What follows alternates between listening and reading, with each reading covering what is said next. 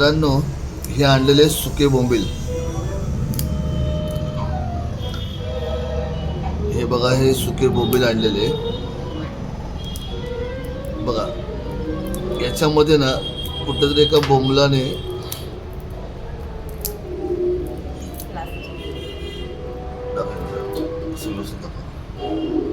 Plastic खाल्लंय. म्हणजे तुम्ही विचार करा, ही थैली पूर्ण त्या बोंबलाने गिळले. बोंबील सुकला, बोंबील मेला, बोंबील सुकला, पण ती थैलीला काय झाले का? काहीच नाही. शक्यतो मित्रांनो, एवढा विचार करा की प्लास्टिक शक्यतो बॅन करा. बॅन काय, तुम्ही प्लास्टिक नाही वापरलं तरी चालेल. आणि असं पाण्यामध्ये प्लास्टिक नका फेकू, जेणेकरून हे असे मासे वगैरे